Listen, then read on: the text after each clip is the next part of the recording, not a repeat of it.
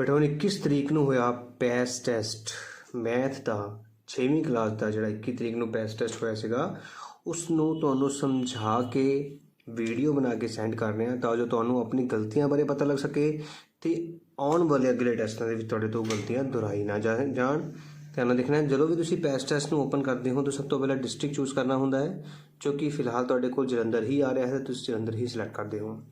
ਇਸੇ ਤਰ੍ਹਾਂ ਆਪਣੀ ਇੱਕ ਸਟੂਡੈਂਟ ਆਈਡੀ ਹੈ ਤੁਹਾਡੀ, ਬਟ ਇਹ ਸਟੂਡੈਂਟ ਆਈਡੀ ਦਾ ਬਹੁਤ ਖਾਸ ਕਰਕੇ ਧਿਆਨ ਰੱਖਿਆ ਕਰੋ। ਜਿਸ ਤਰ੍ਹਾਂ ਤੁਹਾਡਾ ਇੱਕ ਰੋਲ ਨੰਬਰ ਹੁੰਦਾ ਹੈ ਉਸੇ ਤਰ੍ਹਾਂ ਇੱਕ ਸਟੂਡੈਂਟ ਆਈਡੀ ਹੈ। ਰੋਲ ਨੰਬਰ ਛੋਟਾ ਹੁੰਦਾ ਹੈ ਜਿਸ ਦਾ ਕਾਰਨ ਹੈ ਕਿ ਉਹ ਸਿਰਫ ਤੁਹਾਡੇ ਸਕੂਲ ਦੇ ਬੱਚਿਆਂ ਦਾ ਹੁੰਦਾ ਹੈ। ਸਟੂਡੈਂਟ ਆਈਡੀ ਵੱਡੀ ਹੁੰਦੀ ਹੈ ਕਿਉਂਕਿ ਇਹ ਪੂਰੇ ਪੰਜਾਬ ਦੇ ਬੱਚਿਆਂ ਦੀ ਹੈ, ਇਸ ਕਰਕੇ ਧਿਆਨ ਰੱਖਿਓ ਬੇਟਾ। ਸਟੂਡੈਂਟ ਆਈਡੀ ਜੇ ਤੁਸੀਂ ਗਲਤ ਭਰ ਲਈ ਹੈ ਤਾਂ ਤੁਹਾਡਾ ਜਿਹੜਾ ਪੇਪਰ ਹੈ ਉਹ ਕਿਸੇ ਹੋਰ ਬੱਚੇ ਦੇ ਖਾਤੇ ਵਿੱਚ ਜਾ ਸਕਦਾ ਹੈ। ਜੇਕਰ ਤੁਸੀਂ ਆਪਣੀ ਆਈਡੀ ਕੋਈ ਗਲਤ ਭਰੀ ਤੇ ਉਹ ਆਈਡੀ ਕਿਸੇ ਹੋਰ ਬੱਚੇ ਦੀ ਹੈ ਤੇ ਉਹ ਤੁਹਾਡਾ ਪੇਪਰ ਉਸ ਦੇ ਖਾਤੇ ਚਲੇ ਜਾਏਗਾ। ਕਿਸੇ ਨੂੰ ਥੋੜ੍ਹਾ ਪਤਾ ਕਿ ਤੁਸੀਂ ਕੀਤਾ ਜਾਂ ਉਹਨੇ ਕੀਤਾ।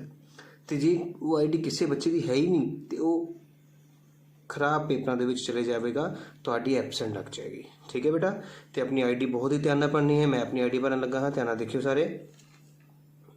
ਹੁਣ ਆਪਣਾ ਪਹਿਲਾ ਸਵਾਲ ਦੇਖੋ ਬੇਟਾ, ਜੇਕਰ A ਅਤੇ B ਦੋ ਪੂਰਨ ਸੰਖਿਆਵਾਂ ਹੋਣ ਤਾਂ ਹੇਠ ਲਿਖਿਆਂ ਵਿੱਚੋਂ ਕਿਹੜਾ ਕਥਨ ਸਹੀ ਹੈ? ਧਿਆਨ ਨਾਲ ਸੁਣਨਾ ਬੇਟਾ। If A and B are whole numbers then which of the following statement is not correct? ਬੇਟਾ ਕਿਹੜੀ ਸਹੀ ਨਹੀਂ ਹੈ? ਹੁਣ ਦੇਖੋ A ਤੇ B ਦੋ ਸੰਖਿਆਵਾਂ ਆਪਾਂ ਮੰਨ ਲੈਂਦੇ ਹਾਂ। A ਸੰਖਿਆ ਨੂੰ ਅਸੀਂ ਮੰਨ ਲਿਆ ਹੈ ਸਪੋਜ਼ ਕਰ ਲਓ 2 ਤੇ B ਨੂੰ ਮੰਨ ਲਿਆ ਹੈ 4। ਠੀਕ ਹੈ, ਹੁਣ ਪਹਿਲੀ ਸਮੀਕਰਨ ਕੀ ਹੈ? ਪਹਿਲਾ ਹੱਲ ਹੈ ਸਾਡੇ ਕੋਲ, ਕਹਿੰਦਾ ਹੈ ਕਿ A ਤੇ B ਨੂੰ ਜੋੜੀਏ ਜਾਂ B ਦੇ ਵਿੱਚ A ਜੋੜੀਏ। ਦੇਖੋ A ਦੇ ਵਿੱਚ B ਜੋੜ ਲਓ, B ਦੇ ਵਿੱਚ A, 2 + 4 4 + 2, ਇੱਧਰ ਵੀ 6 ਬੇਟਾ, ਇੱਧਰ ਵੀ 6 ਦਾ ਮਤਲਬ ਇਹ ਤਾਂ ਸਹੀ ਹੈ ਨਾ। ਹੁਣ ਦੂਜੀ ਦੇਖਦੇ ਹਾਂ, A ਤੇ B ਜਾਂ B ਤੇ A ਗੁਣਾ 2 ਨੂੰ 4 ਨਾਲ ਗੁਣਾ ਕਰ ਲਓ ਜਾਂ 4 ਨੂੰ 2 ਨਾਲ ਗੁਣਾ ਕਰ ਲਓ, ਆਂਸਰ ਤਾਂ ਬੇਟਾ 8 ਹੀ ਆਊਗਾ ਨਾ। ਇਹ ਵੀ ਸਹੀ ਹੈ। ਤੀਜਾ ਦੇਖਦੇ ਹਾਂ, A ਘਟਾਓ B ਘਟਾਓ A, 2 ਵਿੱਚੋਂ 4 ਘਟਾਓ ਜਾਂ 4 ਵਿੱਚੋਂ 2 ਘਟਾਓ। ਹੁਣ ਦੇਖੋ ਘਟਾਓ ਵਿੱਚ ਕੀ ਹੁੰਦਾ ਹੈ, ਆਂਸਰ ਤਾਂ 2 ਹੀ ਆਣਾ, ਠੀਕ ਹੈ, ਪਰ ਚਿੰਨ੍ਹ ਵੱਡੀ ਰਕਮ ਦਾ ਲੱਗਣਾ ਹੈ ਨਾ। ਵੱਡੀ ਰਕਮ ਮਾਈਨਸ ਦੀ ਹੈ, ਵੱਡੀ ਰਕਮ ਪਲੱਸ ਦੀ ਹੈ, ਤਾਂ ਬਰਾਬਰ ਆਏ ਨਹੀਂ। ਇੱਕ -2 ਤੇ ਇੱਕ +2, ਇਹਦਾ ਮਤਲਬ ਤੀਜੀ ਜਿਹੜੀ ਰਕਮ ਹੈ ਸਾਡੀ ਗਲਤ ਹੈ, ਆਪਸ਼ਨ 3। ਅਗਲਾ ਸਵਾਲ ਦੇਖੋ ਬੇਟਾ, ਦੂਜਾ ਸਵਾਲ ਕਹਿੰਦਾ ਕਿਹੜਾ ਵਿਅੰਜਕ ਦਿੱਤੀ ਸੰਖਿਆ ਰੇਖਾ ਦੁਆਰਾ ਹੱਲ ਕੀਤਾ ਜਾ ਸਕਦਾ ਹੈ? ਦੇਖੋ ਧਿਆਨ ਨਾਲ, ਸਭ ਤੋਂ ਪਹਿਲਾਂ ਕੀ ਲਿਖਿਆ ਹੈ 718 ਲਿਖਿਆ ਨਾ। ਫਿਰ ਉਸ ਤੋਂ ਬਾਅਦ ਕੀ ਕੀਤਾ ਉਹਨੇ, ਇੱਕ ਜੰਪ ਲਗਾਈ ਤੇ ਪਲੱਸ ਹੋ ਗਏ ਉਹਦੇ ਵਿੱਚ 200 ਤੇ 918 ਹੋ ਗਏ ਹੈ ਨਾ। ਫਿਰ ਇੱਕ ਜੰਪ ਲਗਾਈ ਗਈ ਤੇ ਕਿੰਨੀ ਜੰਪ ਲੱਗੀ ਦੇਖੋ 40 ਦੀ, ਤੇ ਹੁਣ ਸਾਡੇ ਕੋਲ ਹੋ ਗਏ 958। ਹੁਣ ਕਹਿੰਦੇ ਇਹ ਜਿਹੜੀ ਚੀਜ਼ ਹੈ ਕਥਨ ਹੈ ਕਿਸ ਤਰੀਕੇ ਨਾਲ ਲਿਖਿਆ ਜਾ ਸਕਦਾ ਹੈ? ਪਹਿਲਾ ਹੈ 718 ਦੇ ਵਿੱਚ ਪਲੱਸ ਕੀਤਾ ਗਿਆ ਹੈ ਤੁਹਾਡੇ ਦੇਖੋ 200 ਤੇ 40, 240 ਪਲੱਸ ਕੀਤਾ ਨਾ। ਪਹਿਲਾ ਆਪਸ਼ਨ ਹੈ 2040, ਇਹ ਤਾਂ ਇਕਾਈ ਦਹਾਈ ਸੈਕੜਾ ਹਜ਼ਾਰ 2000 ਹੋ ਗਿਆ ਨਾ, 240 ਥੋੜ੍ਹਾ ਹੈ, ਇਹ ਗਲਤ ਹੋ ਗਿਆ। 718 + 204, 204 ਇਹ ਵੀ ਨਹੀਂ, 240 ਪਲੱਸ ਹੋਏ ਨੇ ਬੇਟਾ। ਤੀਜਾ 718 + 240, ਬਿਲਕੁਲ ਠੀਕ, ਤੀਜਾ ਆਪਸ਼ਨ ਤੁਹਾਡਾ ਰਾਈਟ ਆਂਸਰ ਹੈ। ਆਈ ਗੱਲ ਸਮਝ ਬੇਟਾ? ਉਮੀਦ ਕਰ ਤੁਹਾਨੂੰ ਸਮਝ ਆ ਰਹੀ ਹੋਏਗੀ। ਤੀਜਾ ਸਵਾਲ ਦੇਖੋ ਬੇਟਾ, ਹੇਠਾਂ ਦਿੱਤੀਆਂ ਸੰਖਿਆਵਾਂ ਵਿੱਚੋਂ ਕਿਹੜੀ ਸੰਖਿਆ ਭਾਜ ਹੈ? ਹੁਣ ਤੁਹਾਨੂੰ ਸਮਝਾਇਆ ਸੀਗਾ ਬੇਟਾ ਭਾਜ ਕੀ ਹੁੰਦਾ ਹੈ। ਭਾਜ ਸੰਖਿਆ ਉਹ ਸੰਖਿਆ ਹੁੰਦੀ ਜਿਹੜੀ ਆਪਣੇ ਪਹਾੜੇ ਤੋਂ ਇਲਾਵਾ ਕਿਸੇ ਹੋਰ ਦੇ ਪਹਾੜੇ 'ਤੇ ਵੀ ਜਾਂਦੀ ਹੈ। ਪਹਿਲਾ ਅੱਖਰ ਹੈ 5 ਜੋ ਕਿ ਸਿਰਫ ਔਰ ਸਿਰਫ 5 ਦੇ ਪਹਾੜੇ 'ਤੇ ਜਾਂਦੀ ਹੈ, ਤਾਂ ਇਹ ਸੰਖਿਆ ਜਿਹੜੀ ਹੈ ਅਭਾਜ ਹੈ, ਭਾਜ ਨਹੀਂ ਹੈ, ਇਹਦਾ ਆਂਸਰ ਨਹੀਂ ਹੋ ਸਕਦਾ। 19 ਵੀ ਸਿਰਫ ਆਪਣੇ ਹੀ ਪਹਾੜੇ 'ਤੇ ਜਾਂਦਾ ਹੈ, ਇਸ ਕਰਕੇ ਇਹ ਵੀ ਸੰਖਿਆ ਅਭਾਜ ਹੋਵੇਗੀ, ਇਹ ਵੀ ਆਂਸਰ ਨਹੀਂ ਹੋ ਸਕਦਾ। 71 ਵੀ ਕਿਸੇ ਹੋਰ ਦੇ ਪਹਾੜੇ 'ਤੇ ਨਹੀਂ ਜਾਂਦਾ, ਲੇਕਿਨ 85 ਜਿਸ ਦਾ ਅੱਖਰ ਅਖੀਰ ਦੇ ਵਿੱਚ 5 ਹੋਵੇ 5 ਦੇ ਪਹਾੜੇ 'ਤੇ ਜਾਂਦਾ ਹੀ ਜਾਂਦਾ ਨਾ। ਤੁਹਾਨੂੰ ਦੱਸਿਆ ਸੀਗਾ ਕਿ ਜਿਹੜਾ ਅਖੀਰਲਾ ਅੱਖਰ 5 ਹੋਵੇ ਉਹ ਹਮੇਸ਼ਾ 5 ਦੇ ਪਹਾੜੇ 'ਤੇ ਜਾਵੇਗਾ। ਇਹਦਾ ਮਤਲਬ ਇਹ 85 ਦੇ ਪਹਾੜੇ 'ਤੇ ਜਾਊਗਾ ਹੀ ਜਾਊਗਾ, 5 ਦੇ ਪਹਾੜੇ 'ਤੇ ਵੀ ਜਾਊਗਾ, ਇਸ ਦਾ ਮਤਲਬ ਇਹ ਭਾਜ ਸੰਖਿਆ ਹੋਵੇਗੀ। ਆਈ ਗੱਲ ਸਮਝ? ਚੌਥਾ ਸਵਾਲ ਦੇਖੋ, ਹੇਠਾਂ ਦਿੱਤੀਆਂ ਸੰਪੂਰਨ ਸੰਖਿਆਵਾਂ ਦਾ ਵੱਧਦਾ ਕ੍ਰਮ, ਅਰੇਂਜ ਇਨ ਅਸੈਂਡਿੰਗ ਆਰਡਰ। ਵੱਧਦਾ ਕ੍ਰਮ ਹੁੰਦਾ ਸਭ ਤੋਂ ਛੋਟਾ, ਫਿਰ ਉਸ ਤੋਂ ਵੱਡਾ, ਫਿਰ ਉਸ ਤੋਂ ਵੱਡਾ, ਫਿਰ ਉਸ ਤੋਂ ਵੱਡਾ, ਹੈ ਨਾ। ਹੁਣ ਸਭ ਤੋਂ ਛੋਟਾ ਅੱਖਰ ਕਿਹੜਾ ਹੋਏਗਾ? ਦੇਖੋ ਤੁਹਾਡੇ ਕੋਲ 4 ਅੱਖਰ ਦਿੱਤੇ ਗਏ ਨੇ, 48 72 -24। ਯਾਦ ਰੱਖੋ ਸਭ ਤੋਂ ਪਹਿਲਾਂ -24 ਸਭ ਤੋਂ ਛੋਟੀ ਅੱਖਰ ਹੁੰਦੀ ਹੈ।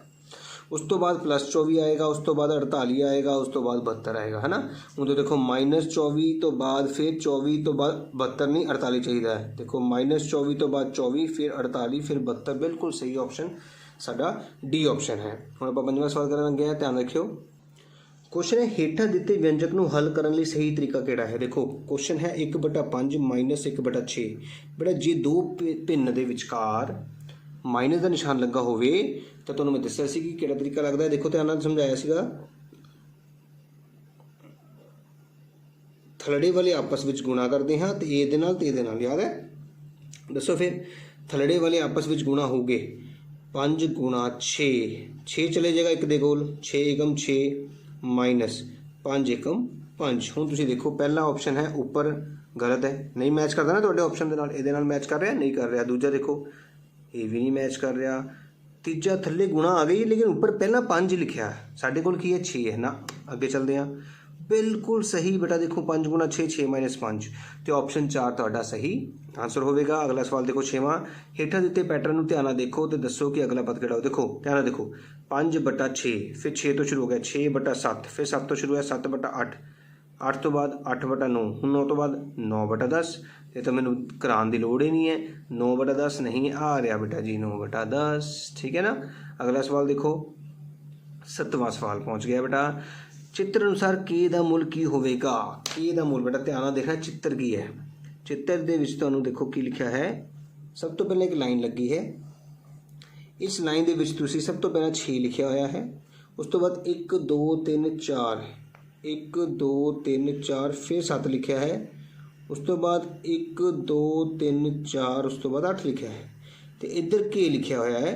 तो पूछा जा रहा है कि के दा मुल की होवेगा। बहुत ही सौखा तरीका बेटा मैं तुहानूं दस्सिया होया है कि देखो 7 तो बाद 8 के विचकार 1 2 3 4 5 डब्बे है ना, डब्बे 5। तो असीं की लिखांगे, मतलब कितना गैप असीं मन्नांगे 7 तो लैके 8 के विचकार 5 डब्बे होने। देखो बेटा जे 7 के 8 के विचकार 10 लाइनां होंदियां तो फिर आप 0.1 बनाने हैं, जिहड़ा 7.1 7.2 7.3 बनाते हैं स्केल दे विच देखते हो। हुण इत्थे 5 लाइनां ने, इहदा मतलब असीं 0.2 बनावांगे। 7 7.2 फिर 7.4 फिर 7.6 फिर 7.8। इहदा मतलब साडा आंसर के दा की होवेगा 7.8 होवेगा, ठीक है बेटा। हेठ लिखे व्यंजक का मुल की होवेगा। बहुत ही सौखा सवाल, ध्यान नाल देखोगे। 5 के थल्ले बेटा 100 है, 6 के थल्ले 1000 है। तुहानूं मैं पहले भी समझाया इसका बेटा जो भी भिन्न होवे तो थल्लड़े रकम बराबर करने का तरीका है। इधर 3 जीरो ने, इधर 2 जीरो ने, 1 जीरो अपनी मर्जी नाल थल्ले भी लगा दो तो ऊपर भी लगा दो, हो गए 3 जीरो पूरे।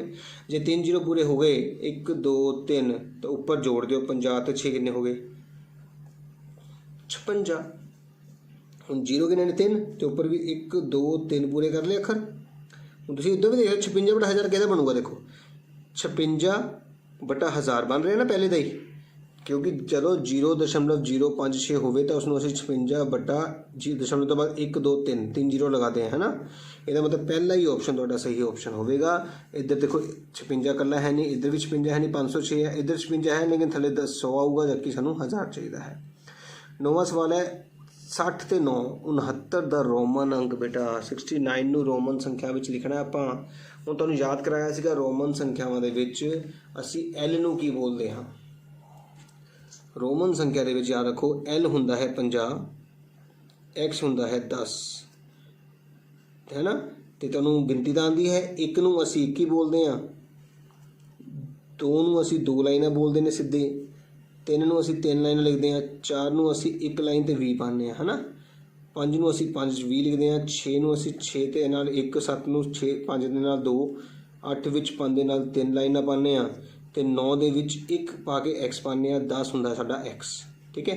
हुण देखो असीं 69 लिखना है, 50 सानूं पता एल है, इसदा मतलब 50 विच असीं किन्ने जोड़ांगे, पहले 10 जोड़ांगे फिर 9 जोड़ांगे ताइयों 69 बनूगा ना। हुण देखो 50 हुंदा है एल, 10 हुंदा है एक्स तो 9 हुंदा है आ। हुण देखो एल एक्स आ, देखो पहला ही ऑप्शन बेटा तुहाडे कोल 50 60 ते 69 आ चुका है। उम्मीद करदा तुहानूं समझ आई होगी रोमन अंक संख्या। 8 घंटे की एक दिन नाल पिन बेटा देखो तुहानूं पिन समझाई सीगी 8 घंटे ऊपर रखने हैं तो एक दिन नीचे पर मैं तुहानूं दस्सिया सीगा पिन दे विच बेटा जी उपर घंटे है तो थल्ले भी घंटे उपर दिन है तो थल्ले भी दिन इहदा मतलब 8 घंटे बटा 24 घंटे लिख दीजिए क्योंकि एक दिन तो 24 घंटे होंगे ने घंटे हो गया 8 एकम 8 8 दिया 24 1/3 पहला ही ऑप्शन तुहाडा आंसर हो गया है। उम्मीद कर रहा समझ आ रही होगी। उस तो अगला सवाल देखो 11वां सवाल 4 सेंटीमीटर और 2 मिलीमीटर नूं दशमलव का प्रयोग करके सेंटीमीटर में बदलना है। ध्यान देखियो सारे देखो बेटा 4 सेंटीमीटर तो 2 मिलीमीटर है। मैं तुहानूं याद कराया सीगा क्या है डिनर में दाल चावल मटर है ना यार। इनू कहने असीं मिलीमीटर तो इनू कहने आपां सेंटीमीटर। देखो हुण असीं इस पूरी टर्म नूं सेंटीमीटर से चेंज करना है तो ये तो पहले ही सेंटीमीटर है ये तो सीधे लिख दो ठीक है जमा। हुण ये मिलीमीटर च है मिलीमीटर तो सेंटीमीटर आने खब्बे हाथ जाना पैंदा है तो खब्बे हाथ का मतलब है भाग करनी जिन्ने स्टैप चलीए उन्ने 10 नाल इक्को स्टैप चलिया तो 10 नाल भाग करांगे 2/10 बन गया सेंटीमीटर है ना। ये मतलब 4 10 इक्को 0 है 0.2 क्योंकि एक ही अखर है ना ये पिछले दशमलव लग जाना है 4.2 तो आंसर होगा। पहला ही ऑप्शन देखो तो आंसर आ चुका है। अगला सवाल देखो 11 प्लस माइनस 7 तो मैं समझाया सीगा बेटा जो भी एक रकम के मोहरे प्लस माइनस होवे तो प्लस माइनस माइनस बन जाता है। 11 तो 7 के 4 वड्डी रकम प्लस दी है इस करके प्लस लगेगा +4 तो आंसर बी ऑप्शन आ चुका है। डेविड ने 12 किलो सब्जियां खरीदियां। ध्यान देखना सवाल बेटा डेविड ने 12 किलो सब्जियां खरीदियां तो उसने देखो कुल सब्जी 12 किलो खरीदी गई।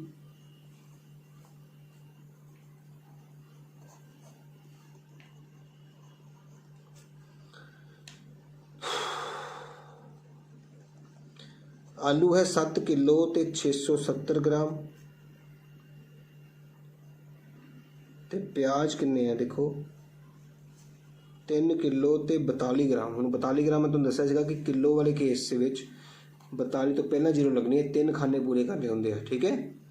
तो हुण देखो पहले तुसीं आलू प्याज जोड़ लो 2 1 उपर 1 7 11 1 उपर 1 6 7.10 10 किलो 712 ग्राम तुसीं सब्जी खरीद ली जिहदे आलू तो प्याज आए ने। हुण बाकी कहंदा उन्हें टमाटर लै ले किन्ने बचे हुण तुसीं टोटल सब्जी जिन्नी खरीदी सी 12 किलो 3 खाने सीगे 0 3 खाने में 0 लगाता ना 10 712 नूं घटावांगे समझ लगी। पहला असीं जिहड़ा समान सानूं पता से किन्ने किन्ने किलो दा है वो प्लस कर लिया। हुण 10 ने हासिल लिया इत्थे 10 बन गए इधर 9 इधर 9 8 8 2 हासिल लिया सी 1 किलो 288 ग्राम।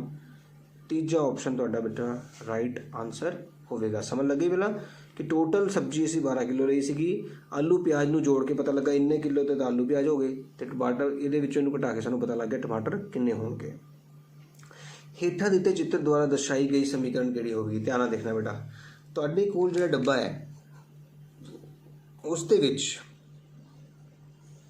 5 खाने ने 1 2 3 4 5 तो तुसीं ध्यान नाल देखियो 2 खाने रंग होए नीले दे तो उस नीले रंग की भिन्न की होगी। देखो टोटल खाने किन्ने 1 2 3 4 5 तो भरे किन्ने आ 2 नीले रंग दे जमा। हुण टोटल खाने तो 5 रहने लेकिन इस रंग का एको ही खाना है प्लस टोटल खाने 5 ने लेकिन इस रंग का एको ही खाना है ना। ये मतलब जे असीं इहनूं जोड़ांगे तो साडे कोल आंसर आएगा 2/5 जमा 1/5 जमा 1/5 लेकिन साडा पहला ऑप्शन तो थले 6 है ये नहीं हो सकता आगे चलते हैं ये भी नहीं हो सकता 2/5 1/3 है। आ देखो बेटा साडा ऑप्शन 2/5 1/5 ते 1/5। उम्मीद कर समझ आई होगी। अगला सवाल देखो बेटा 15वें सवाल में सानू क्या जा रहा है 555 गुणा 193 माइनस 555 गुणा 93। ਹੁਣ मैं तुम दसिया सीगा कि बेटा सांझी रकम किहड़ी है इस घर दे विच ते इस घर दे विच जिहड़ी सांझी रकम है उन्होंने बाहर बुला लो।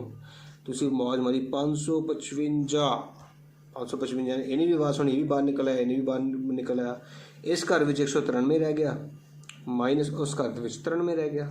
जो 193 के 93 घटाया तो 100 बचता है तो 100 नाल गुणा करने का तुहानूं पता ही है कि 2 जीरो लगते हैं 5 5 5 2 जीरोआं ਤੁਸੀਂ ਆਪਣਾ ਅਖੀਰਲਾ ਆਪਸ਼ਨ ਦੇਖ ਸਕਦੇ ਹੋ, ਜੋ ਕਿ ਤੁਹਾਡਾ ਆਨਸਰ ਹੋਵੇਗਾ ਸਵਾਲ ਦਾ। 16ਵਾਂ ਸਵਾਲ ਕਰਨ ਜਾ ਰਹੇ ਹਾਂ, ਧਿਆਨ ਨਾਲ ਦੇਖਿਓ ਬੇਟਾ। 16ਵੇਂ ਸਵਾਲ ਦੇ ਵਿੱਚ ਦੇਖੋ ਕਹਿੰਦਾ ਮਿਲਾਨ ਕਰੋ। ਤੁਸੀਂ ਧਿਆਨ ਨਾਲ ਦੇਖੋ, ਪਹਿਲਾ ਕੁਐਸਚਨ ਹੈ 36 ਜਮਾ 14, ਦੱਸੋ 36 ਦੇ 14 ਜੋੜੋ। ਦੇਖੋ 36 ਦੇ ਵਿੱਚ 14 ਜੋੜਿਆ, 6 ਤੇ 4 10, 0 ਉੱਪਰ 1, 3 4 ਤੇ 5, 50 ਆਂਸਰ ਆਇਆ। देखो 36 जमा 14 का आंसर कितना आया ਤੁਹਾਡੇ ਕੋਲ 50। पहले का आंसर आया डी आ गया ना।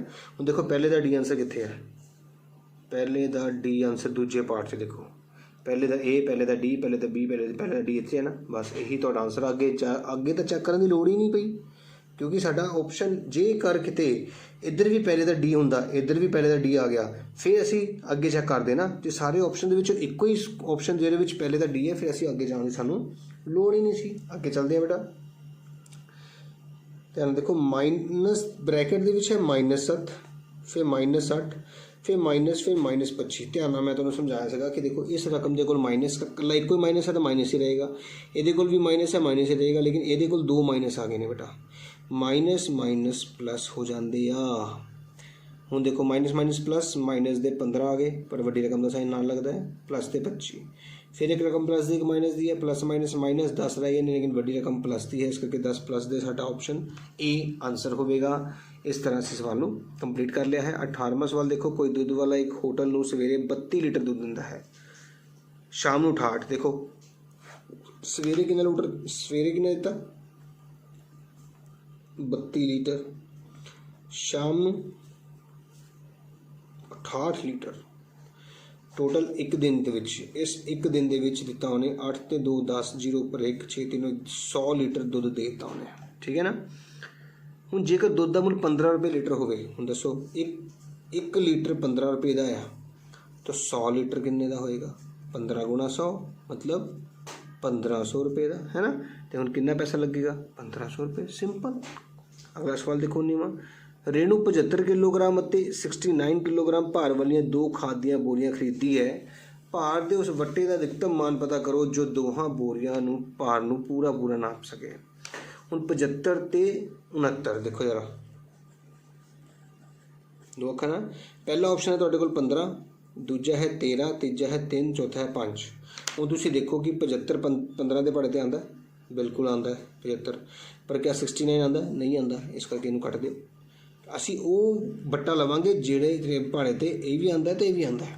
13 देखते हैं, 13 के भाड़े ते बेटा देखो 75 आंदा ही नहीं, ये कटिया गया। 3 के भाड़े ते 75 भी आंदा है, 3 के भाड़े ते 69 भी आंदा है, इस करके 3 किलोग्राम का जिहड़ा बट्टा आ वो दोनों लई सैटिस्फाइड करेगा। 20वां सवाल देखो बेटा, हेठा दी भिन्न सरलतम रूप, पर देखो 150 है तो 60 है, 0 0 कटे गए, बच गया 15/6। हुण भाड़ा पढ़ो, 3 कम 3, 3 दूनी 6, 2 थले आ गया, 5 तीए 15, 5 उपर आ गया। इसका मतलब 5/2 साडा आंसर हो सकता है। 3/2, 60/2, 5/2 साडा आंसर होगा। इस तरह साडा ये भी इस तरह बेटा साडा पूरा कंप्लीट हो चुका है। असीं हुण आराम नाल सबमिट टू क्लिक करांगे तो साडा पेपर सबमिट हो जाएगा।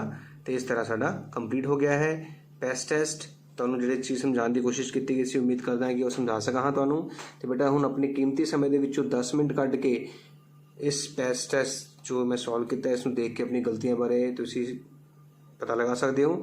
ਹਜੇ ਤੁਹਾਨੂੰ ਸਾਰਾ ਕੁਝ ਪਤਾ ਹੈ ਕਿ ਤੁਸੀਂ ਕਿਸ ਤਰੀਕੇ ਨਾਲ ਸਵਾਲ ਨੂੰ ਹੱਲ ਕੀਤਾ ਸੀਗਾ ਤੇ ਤੁਹਾਨੂੰ ਤੁਹਾਡੀ ਗਲਤੀਆਂ ਛੇਤੀ ਪਤਾ ਲੱਗ ਸਕਦੀਆਂ ਨੇ। ਇਸ ਕਰਕੇ ਉਮੀਦ ਕਰਾਂਗਾ ਕਿ ਸਾਰੇ ਬੱਚੇ ਇਸ ਵੀਡੀਓ ਨੂੰ ਧਿਆਨ ਨਾਲ ਦੇਖੋਗੇ, ਸਮਝੋਗੇ ਤੇ ਉਮੀਦ ਕਰਾਂਗਾ ਕਿ ਵੱਧ ਤੋਂ ਵੱਧ ਬੱਚਿਆਂ ਨਾਲ ਸ਼ੇਅਰ ਵੀ ਕਰੋਗੇ ਤਾਂ ਜੋ ਉਹਨਾਂ ਨੂੰ ਵੀ ਆਪਣੀ ਗਲਤੀ ਪਤਾ ਲੱਗ ਸਕੇ। तो मेरे चैनल ਨੂੰ बेटा सबसक्राइब करना ना भूलियो ਤਾਂ जो अपने सिलेबस के रिगार्डिंग कोई वीडियोज़ की ਤੁਹਾਨੂੰ लोड़ है ਜਾਂ पैस रिगार्डिंग वो सारी मेरे चैनल ਤੇ अवेलेबल ने। ਜੇ ਤੁਸੀਂ मेरे चैनल ਨੂੰ सबसक्राइब करोगे तो सारी वीडियोज़ ਤੁਹਾਡੇ फ़ोन ਤੇ शो हो जाएंगी।